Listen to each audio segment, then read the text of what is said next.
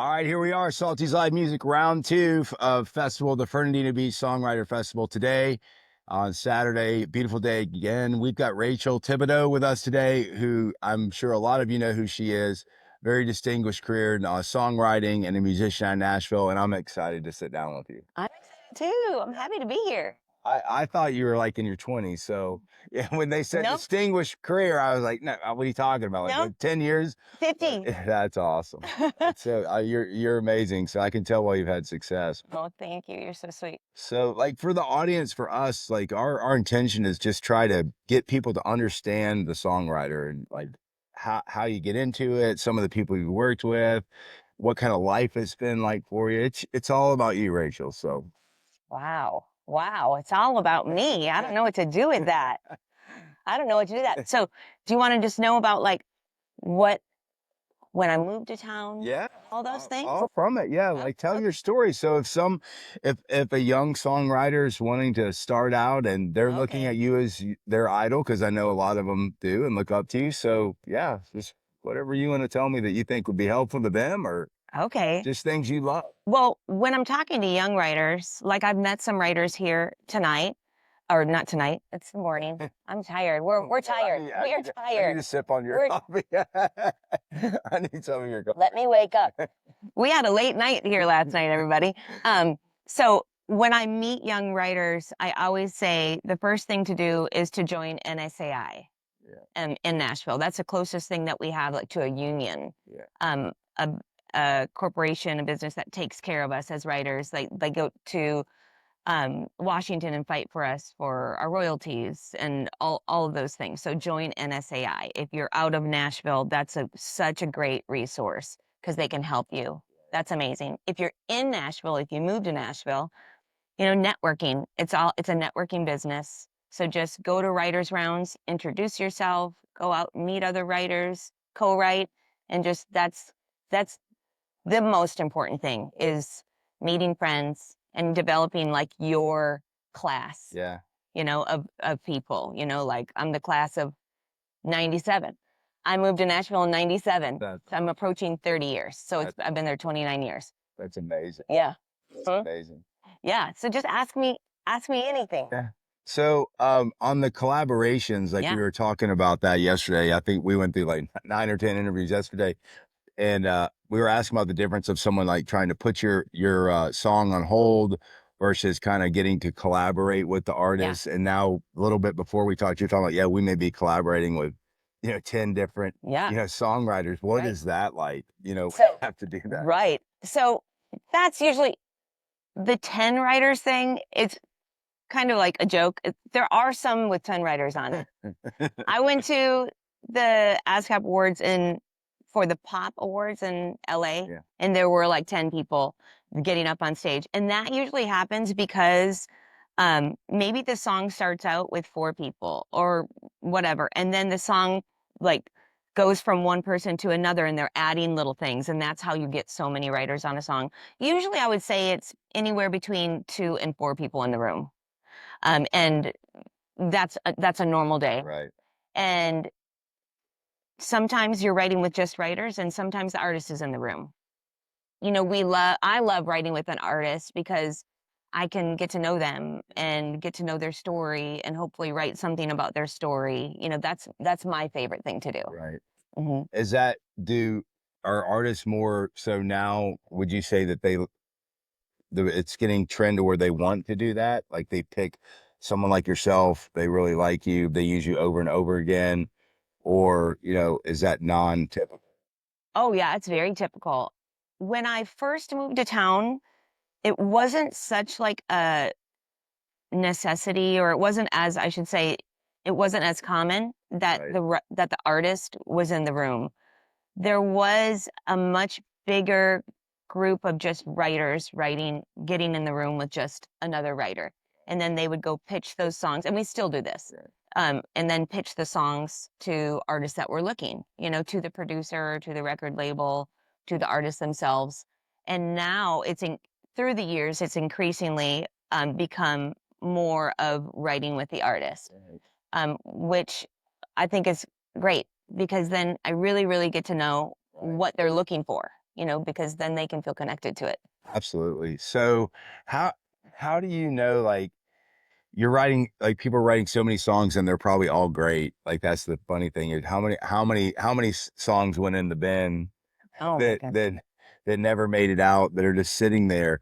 But like, how do you get a feeling like you're like, oh my God, like this is like your personal feeling, you're like, this is it. Like, this is a very good song that's gonna resonate with the world. Is it a feeling? Is it It it is a feeling. It's actually something that we always joke about in town because it's like you leave a writing session and you're like, oh, we just wrote a hit. We just wrote a hit. And then we look at each other, probably not. We probably didn't, but it feels really good. I think, like when you're singing this song, if you feel like it's special, Yeah. and you leave and you're like, oh, I think we really got one this time, and then you're really excited about it. And then I always know, like, if I'm still singing it to myself, like if we're writing 5 songs a week, Oh wow. like I write every day. And once in a while, if I'm having to do like a finish or something, I'll be writing like 2 times a day.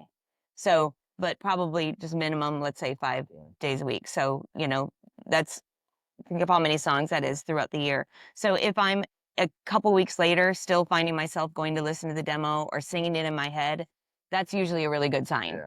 that it keeps coming back to me. Catchy. It keeps, yeah, it's on. Exactly. Hmm. Well, I just like the hold thing to me just didn't make sense. We were 3 or 4 people yesterday mentioned the holds, Yeah. and I was like, well, like if a musician says, "Hey, Brad, I'm gonna put this song on hold," like, did they pay you to hold it, or like No. you're just kind of that was You like, know how we make money? Like we don't even get paid if it does get does get recorded now. I mean, it is a really, really, really hard. Has anybody mentioned this? they going through it. Steve Bogard was going through it, which Oh he my was gosh. awesome. Like, cause Steve is brilliant. he's awesome. Brilliant. I said, please, like, we don't understand the Yeah. payment side and how they do that. I said, let us know, because I think part of the problem is if the audience or the listeners or the fans don't Yeah. truly understand, their perception is, oh, you're like gonna be a Killing it. millionaire, Yeah, exactly. and so they have Killing it. no idea. So yes, please. So, well, I'm so happy that Steve touched on it. I mean, that he's Hall of Famer, all the He's amazing, and he's looking at me like this guy absolutely knows nothing about me. he's so, so great. I've known Steve for so long and written with him many, many times, and he's just all the writers on this festival. Oh, they're I'm amazing. such huge fans of all of them, and that's, like I was saying before we started, one of my favorite things about coming to do these things is that you get to hang out with your friends. It's like having a high school reunion every time you come. It's so fun. But so as streaming, came into play, um, because there was no like law set in place for how writers would be paid from streams. They kind of just like made up a rate, I guess. Don't take me for like, Oh, it's okay. I'm like saying like I'm giving a general Yeah, thing about it. that's all right. I don't want people going, well, that's not the case, like, you know what I mean? But That's okay. Well, that's our main brand. We'll stick on them. We don't really. okay, great. We'll Okay, defend perfect. you. You're good. Perfect. But there wasn't really any law in place for that, for streaming. And so, because it wasn't like a mechanical and it wasn't a radio stream, it was something brand new. And so, I don't know what it is, the 0.000000 whatever 1 cents we make on a stream, but basically it's something like per million streams. I think the writer per million, I think it's like $150 or something like that. It's like, it's crazy. It's really crazy. So it's not, I wouldn't say like if you're looking to like have an amazing like career, like where you're going to make so much money off the bat and blah, blah, blah. Don't pick songwriting. Yeah. It is a hard career. That's how, if you look around and see people that are still doing it, like we love it. Yeah. We love it. But it is so, it's really, really hard. Streaming has created this, this thing. And so that's why NSAI is in Washington fighting for us so that they can increase those royalty rates so that we can make a good living writing songs. Absolutely. Yeah, it's really crazy. What was it, and for as an outsider, as we talked before, and you're kind of like, well, how do you guys get into this stuff? Like this is something like we would be interested in from the business side, like to Yeah, understand it. And right. really, I mean, if people want, to put pressure Yeah, and help the yeah, songwriters, if it's not on top of mind, they're not gonna, they're just assuming you're rich and famous, just like right. everyone. And that was a shock to me. And don't get me wrong, many of them are. No, yeah, I'm sure. Many of them are. And we do, I mean, I'm so thankful for the success that I've had. So thankful. And for those, big songs that you have that carry your career, that's what we're all kind of waiting for. Like your career, like, does this thing. Yeah. Nobody is here. Well, I can think of a couple of people here that are here all the time. But like the mostly a songwriter is gonna like come to town, it's gonna be like this, and you're gonna do this. And you're gonna be like down here going, oh, is it ever gonna happen? Then this is gonna happen. And so I always like the advice that I give to young writers is like, don't like have your identity be when you're at the top. Like, because this is what's going to happen. You don't want to feel like you're not making it when you're not having that huge boom. So I like just try to stay centered and just be excited about it all. I am excited about every hold, still thankful even if the hold falls off, because hey, at least they loved the song in the first place, and that means it has something. So go pitch it to someone else. Don't give up. So I think Tom Douglas told me The House That Built Me was written, I think, 13 years before it was recorded by Miranda Lambert. So just never give up on a song, and just don't be discouraged if it isn't happening, you know, if it hasn't happened fast, or if you're in that low point, because it'll happen again. Yeah. And that's really, I mean, we've been entrepreneurs. That's the life of entrepreneurship as well, Right. and in business, I Right. think it's no different, but it's just people don't understand it. I had a question I want to ask you, but so who's your favorite? Well, maybe you can't say that. I'm not going to do that to you, but who are some of the artists? And not who's not your favorite, but who are some of the artists like you really kind of enjoyed with, like clicking with, or Oh. felt like you're more than just business. Yeah. It's personal and Like hanging out with. yeah, just Um, so so many of them, like it's so hard to pick. Um, but I mean, the biggest one that's made a difference in my career is I was signed at the same time at the same publishing company as Luke Bryan, oh wow, and so we, um, before either of us had success, and so we wrote, you know, so many times. We wrote probably a couple times a week for I don't know how many years. And he went on to record many of those songs that have really helped take care of my family, through the years. So it's been an amazing thing for my career, having those songs recorded by him. And he's awesome. He's great. So you have those friendships that, you've met early, and then they go on to have a ton of success, and they, record your songs, and that's amazing. And then I have artists that I've met like Troubadour Blue that are here this week, and we met each other last year here, and they're, a newer band.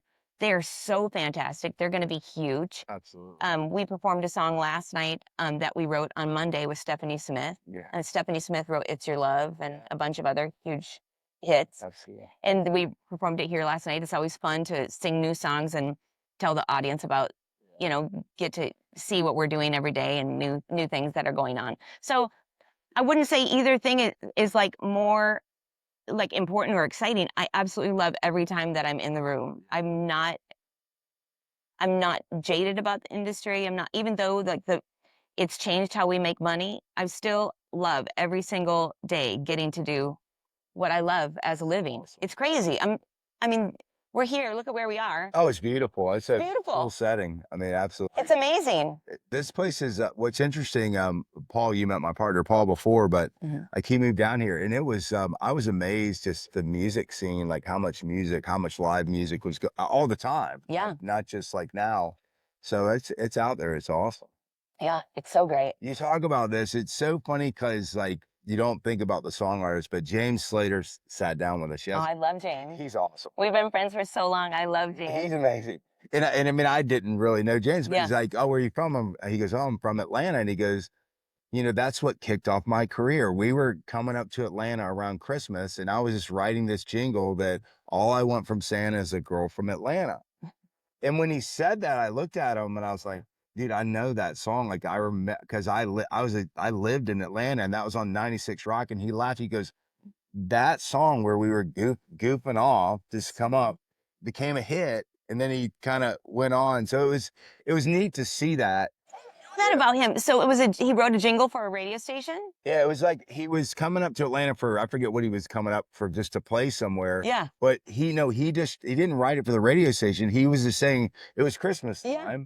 And so he's like, all I want from Santa is a girl from Atlanta, because all his friends are going, oh, the girls in Georgia are pretty. They're Georgia peaches. So I guess it just kicked his mind going, but it picked up and the radio station picked up. And I guess his agents or whoever it were said, hey man, this is a hit. Yeah. We're going to have you, like, next week you're doing this. And he goes, we went from my crappy van to a limousine and we're with the Atlanta Falcon cheerleader. He goes, that like goofy, it was just like fun song took off, but it was like in my head, I don't remember how long ago that was, but it was a long time ago. But like when he said, I was like, this is divine, like, intervention. That's so weird. So James is so amazing. We've been on so many trips together and done so many shows. We were just on a cruise for the listening room cruise that went to like Cozumel and stuff. We did that in February.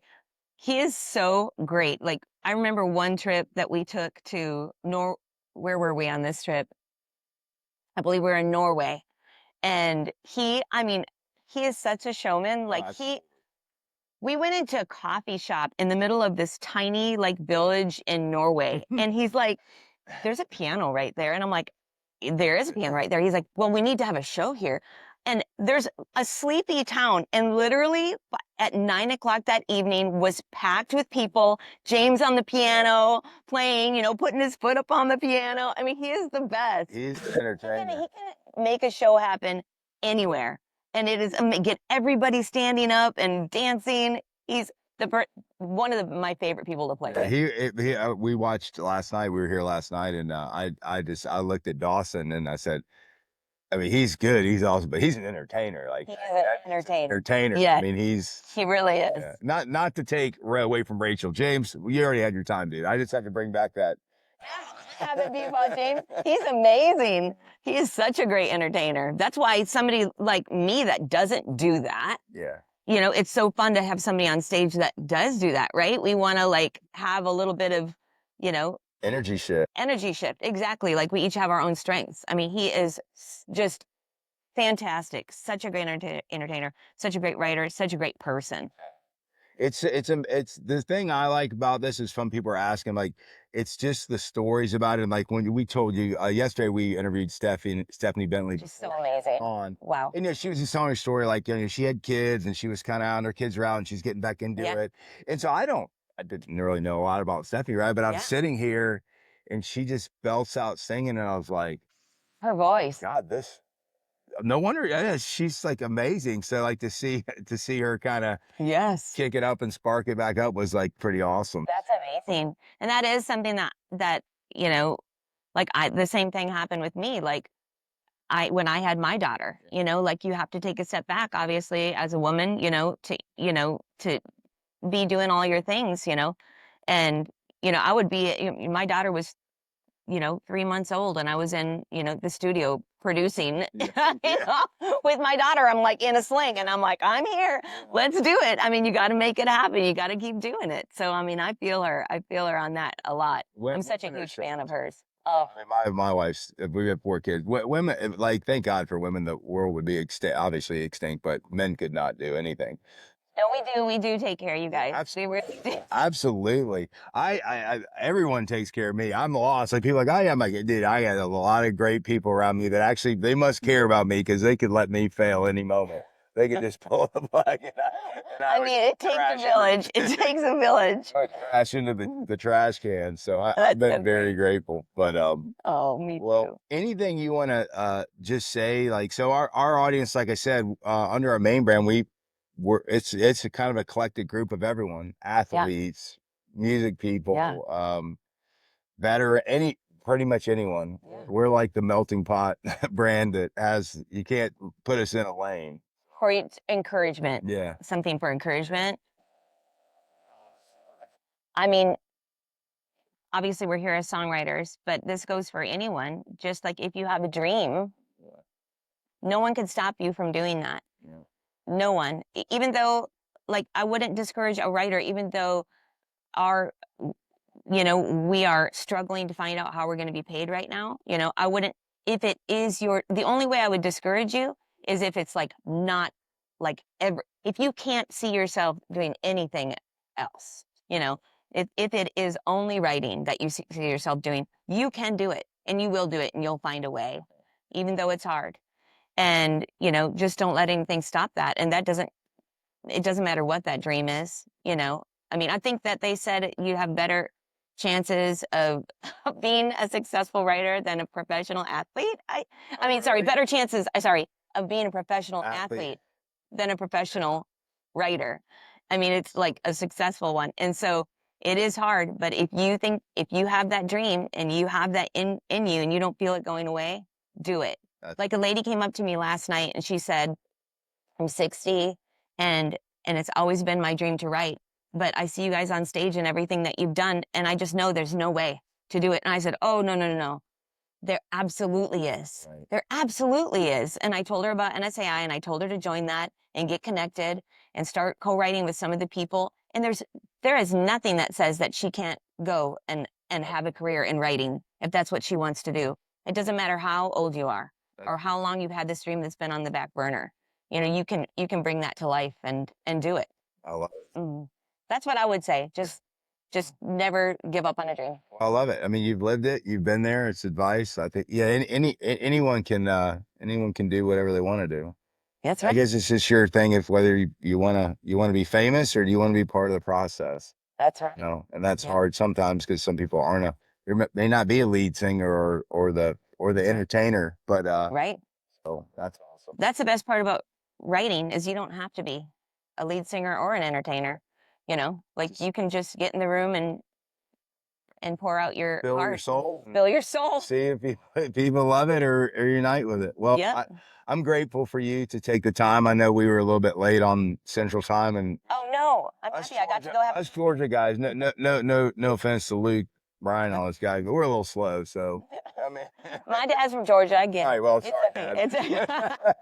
sorry, Dad. sorry, Dad.